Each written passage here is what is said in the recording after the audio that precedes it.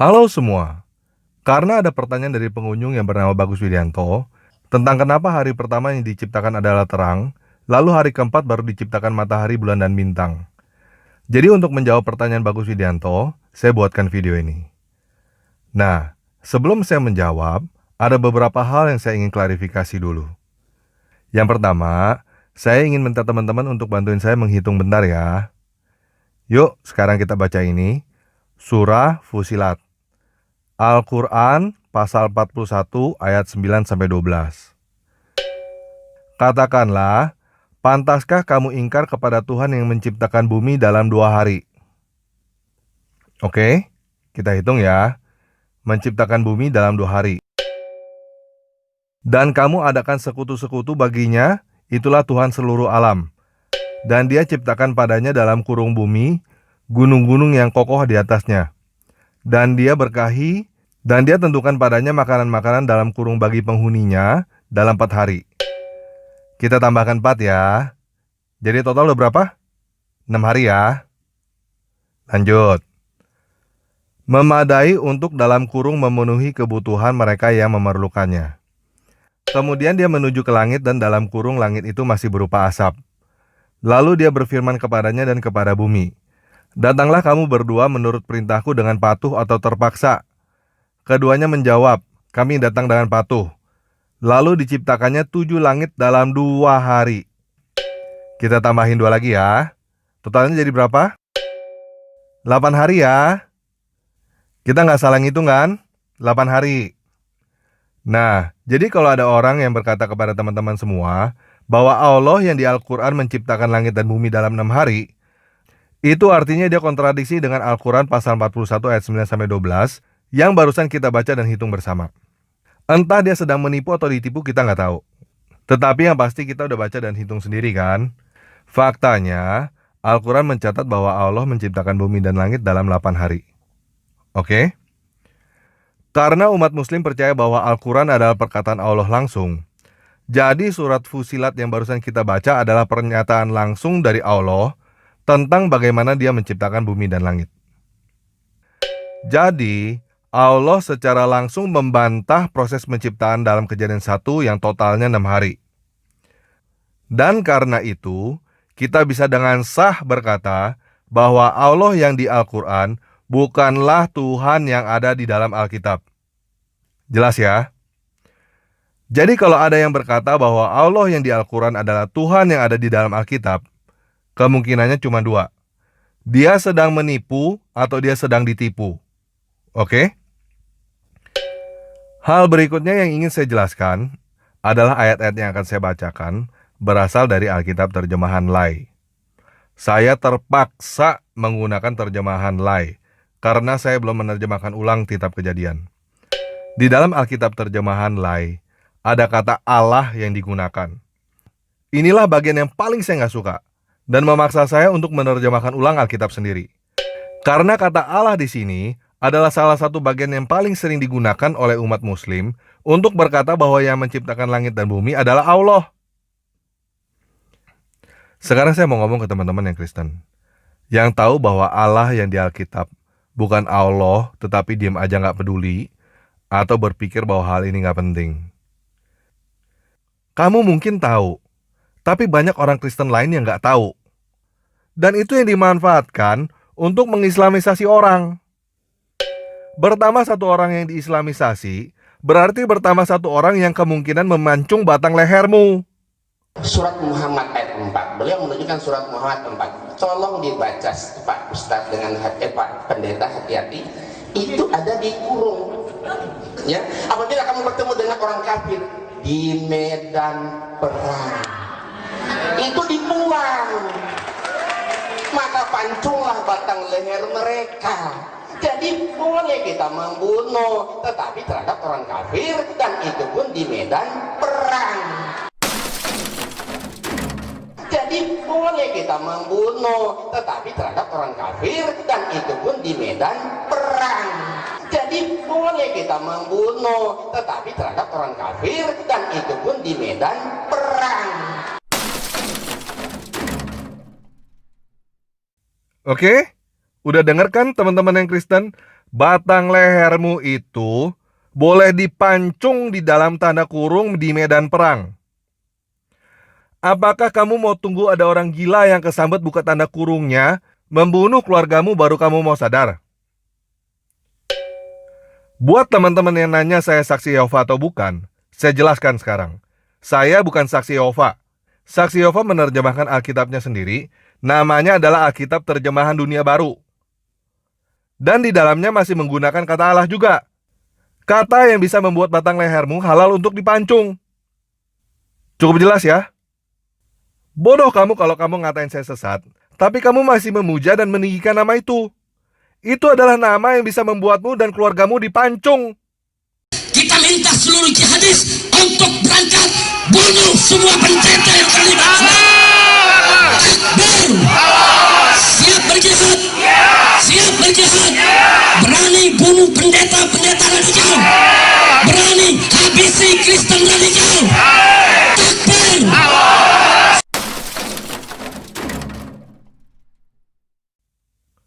Apa yang saya sedang perjuangkan adalah supaya batang lehermu tidak dipancung.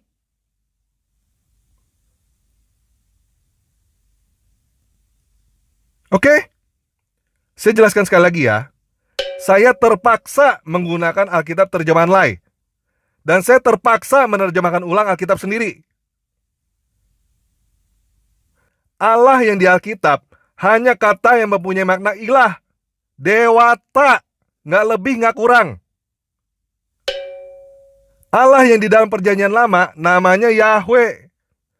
Kalau kamu Kristen dan kamu nggak tahu bahwa nama Tuhan di perjanjian lama adalah Yahweh, kamu bodoh. Kamu seperti orang yang nggak tahu nama presidenmu siapa. Dan ketika ada orang yang berkata kepadamu nama presiden adalah Joko Widodo, kamu langsung berkoar-koar bahwa orang itu sesat. Padahal kamu sendiri yang nggak tahu apa-apa.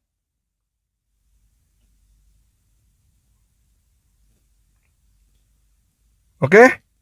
Sekali lagi ya. Allah yang di Alkitab hanya kata. Maknanya ilah. Dewata. Nggak lebih, nggak kurang. Dan teman-teman yang muslim, jangan lagi berkata bahwa Allahmu itu adalah Tuhan yang ada di dalam Alkitab. Nabimu itu bukan nabi yang dijanjikan di dalam Alkitab. Dan Al-Quranmu itu bukan buku penutup Alkitab. Oke? Kita mulai ya.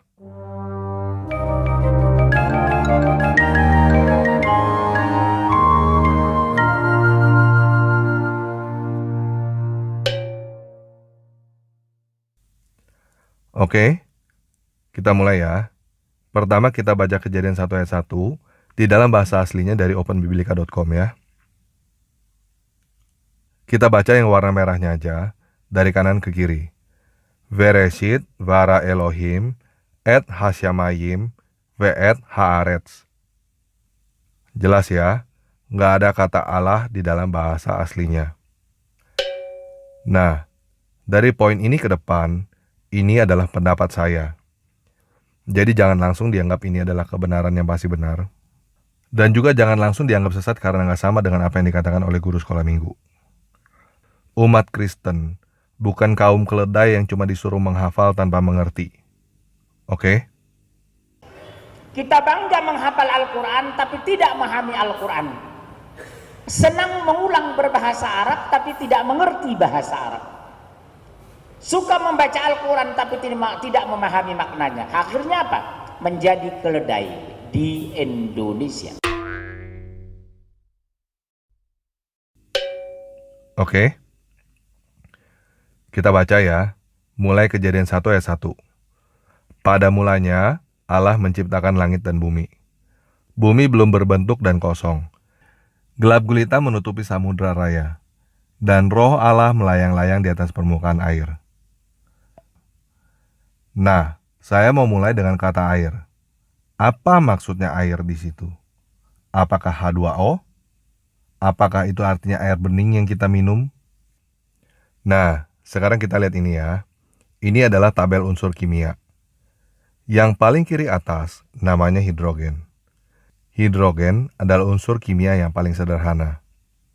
Yang standar atom hidrogen hanya punya satu proton dan satu elektron.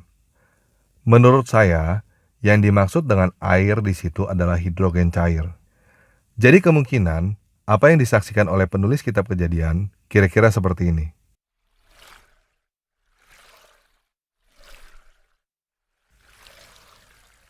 Jadi bumi yang pertama kali diciptakan, yang belum berbentuk dan kosong itu, adalah samudra hidrogen cair. Mungkin sebenarnya lebih tepat samudra kuantum partikel daripada hidrogen. Tapi karena kemungkinan banyak teman-teman yang belum pernah dengar apa itu kuantum partikel, jadi kita anggap hidrogen aja ya.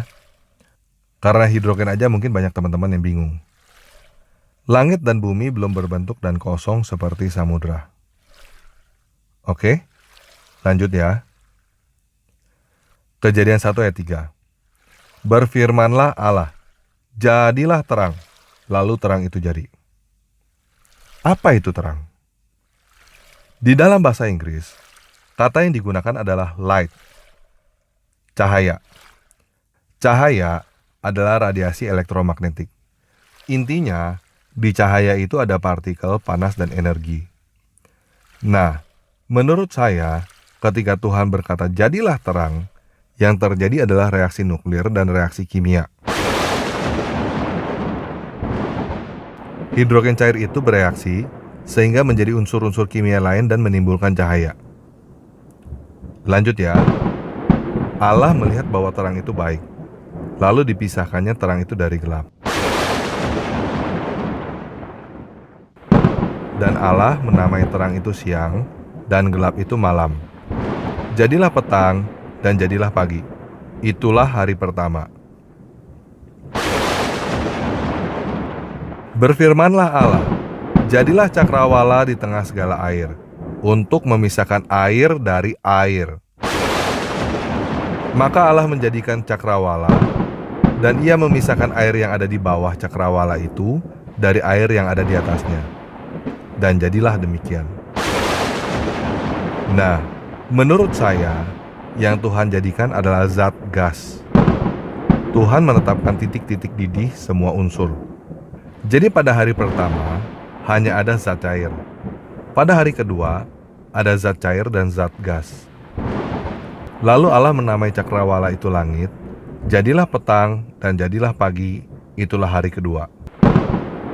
Berfirmanlah Allah, hendaklah segala air yang di bawah langit berkumpul pada satu tempat, sehingga kelihatan yang kering. Dan jadilah demikian. Nah, menurut saya, yang Tuhan jadikan adalah zat padat. Tuhan menetapkan titik-titik beku semua unsur. Jadi pada hari yang pertama hanya ada zat cair, hari kedua ada zat gas, dan pada hari yang ketiga terjadi pendinginan, sehingga timbul zat padat. Lalu Allah menamai yang kering itu darat, dan kumpulan air itu dinamainya laut. Allah melihat bahwa semuanya itu baik. Sekarang kita loncat dulu ke Kejadian 1 ayat 13 ya. Jadilah petang dan jadilah pagi, itulah hari ketiga. Berfirmanlah Allah, jadilah benda-benda penerang pada cakrawala untuk memisahkan siang dari malam. Biarlah benda-benda penerang itu menjadi tanda yang menunjukkan masa-masa yang tetap, dan hari-hari, dan tahun-tahun. Dan sebagai penerang pada cakrawala, biarlah benda-benda itu menerangi bumi. Dan jadilah demikian. Nah, menurut saya, kemungkinan yang terjadi adalah apa yang kita kenal sekarang dengan teori Big Bang. Sebuah ledakan besar yang menjadikan jagat raya yang kita kenal sekarang ini.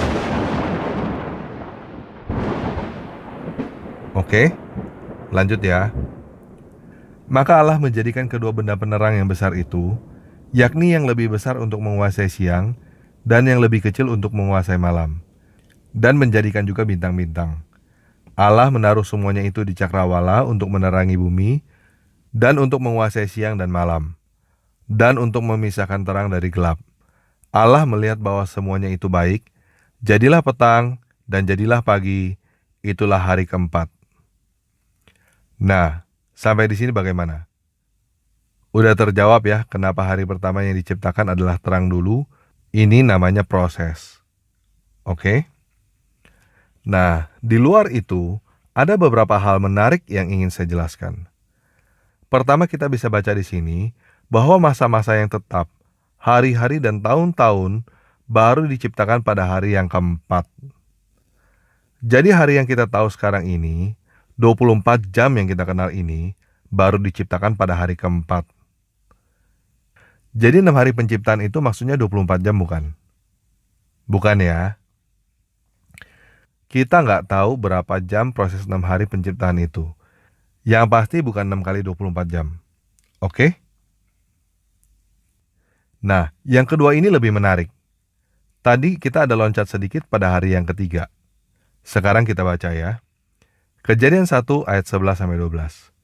Berfirmanlah Allah, hendaklah tanah menumbuhkan tunas-tunas muda, tumbuh-tumbuhan yang berbiji, segala jenis pohon buah-buahan yang menghasilkan buah yang berbiji, supaya ada tumbuh-tumbuhan di bumi. Dan jadilah demikian. Tanah itu menumbuhkan tunas-tunas muda, segala jenis tumbuh-tumbuhan yang berbiji, dan segala jenis pohon-pohonan yang menghasilkan buah yang berbiji. Allah melihat bahwa semuanya itu baik. Jadi, Tuhan menciptakan benih dan tumbuh-tumbuhan pada hari ketiga, sebelum matahari, bulan, dan bintang. Nah, bingung kan? Gini, ini prediksi saya aja ya. Ingat ya, ini prediksi. Jadi jangan minta saya buktikan. Oke? Saat ini tahun 2019 ya, dan hal ini belum terjadi. Saya katakan ini sekarang, supaya jika hal ini terjadi, teman-teman udah pada nggak kaget. Karena hal ini tidak bertentangan dengan Alkitab. Dan supaya nanti kalau benar-benar terjadi, nggak ada yang nuduh bahwa orang Kristen cocokologi. Karena saya udah ngomong ini duluan sekarang. Oke? Prediksi saya adalah suatu saat nanti akan ditemukan planet hijau. Apa itu planet hijau? Planet yang isinya ada tanaman. Kok bisa? Ya, karena Alkitab berkata bahwa Tuhan menciptakan bumi sebelum Big Bang. Tumbuhan sudah ada sebelum ledakan besar. Kenapa Tuhan menciptakan tumbuhan sebelum ledakan besar? Menurut saya, itu adalah cara Tuhan untuk menentukan planet yang mana yang cocok untuk makhluk hidup seterusnya. Karena bumi yang sekarang kita tinggal ini, bukan bumi pada hari yang pertama ya, karena bumi yang sekarang kita tinggal ini bisa menumbuhkan tanaman, makanya Tuhan memilih bumi ini untuk menciptakan makhluk-makhluk berikutnya. Oke? Udah terjawab semua ya? Nah, sekarang sebelum saya menutup video ini, saya ingin mengajak teman-teman baca yang ini. Bagian belakang Alkitab. Wahyu 21. Judulnya di Alkitab Lai adalah Langit yang Baru dan Bumi yang Baru. Oke, kita baca ya. Lalu aku melihat langit yang baru dan bumi yang baru. Sebab langit yang pertama dan bumi yang pertama telah berlalu, dan laut pun tidak ada lagi. Dan aku melihat kota yang kudus, Yerusalem yang baru, turun dari sorga, dari Allah, yang berhias bagaikan pengantin perempuan yang berdandan untuk suaminya. Lalu aku mendengar suara yang nyaring dari tahta itu berkata, "Lihatlah, kemah Allah ada di tengah-tengah manusia, dan ia akan diam bersama-sama dengan mereka. Mereka akan jadi umatnya, dan ia akan menjadi Allah mereka. Dan ia akan menghapus semua air mata dari mata mereka, dan maut tidak akan ada lagi. Tidak akan ada lagi perkabungan, atau ratap tangis, atau duka cita, sebab segala sesuatu yang lama itu telah berlalu." Ia yang duduk di atas tahta itu berkata, "Lihatlah, aku menjadikan segala sesuatu baru." Dan firman-Nya, "Tulislah, karena segala perkataan ini adalah tepat dan benar." Firman-Nya lagi kepadaku, "Semuanya telah terjadi. Aku adalah Alfa dan Omega, yang awal dan yang akhir. Orang yang haus akan kuberikan minum dengan cuma-cuma dari mata air kehidupan. Barang siapa menang, ia akan memperoleh semuanya ini, dan aku akan menjadi Allahnya, dan ia akan menjadi anakku. Tetapi orang-orang penakut, orang-orang yang tidak percaya, orang-orang keji, orang-orang pembunuh, orang-orang sundal, tukang-tukang sihir, penyembah-penyembah berhala, dan semua pendusta, mereka akan mendapat bagian mereka di dalam lautan yang menyala-nyala oleh api dan belerang.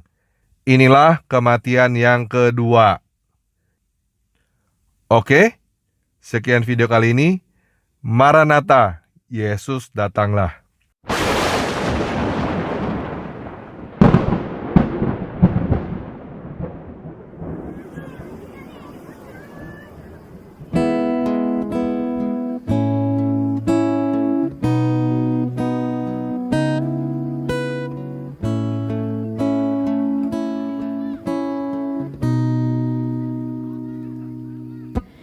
ここに泉は湧く涙を過ぎるとき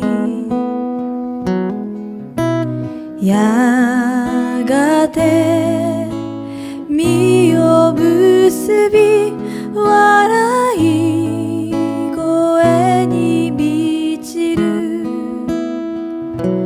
花も雲も風も海も奏でよ奏でよイエスを空に響け歌え魂よ恵みを恵みを恵みを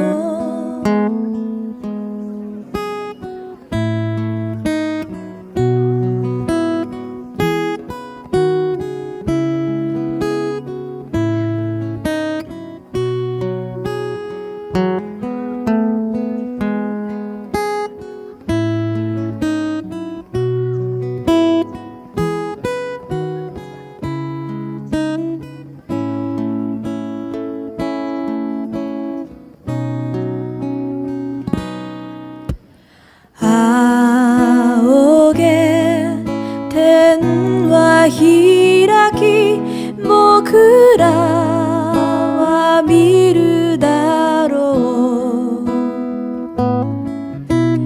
うやがて花は咲き栄光の主が来られる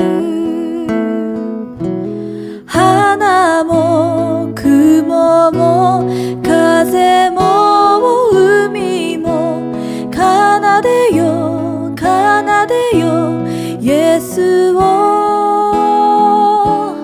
空に響け歌え魂よ恵みを恵みを恵みを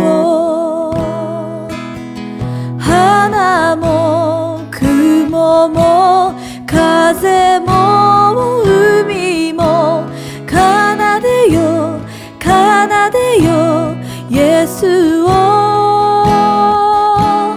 空に響け歌え魂よ恵みを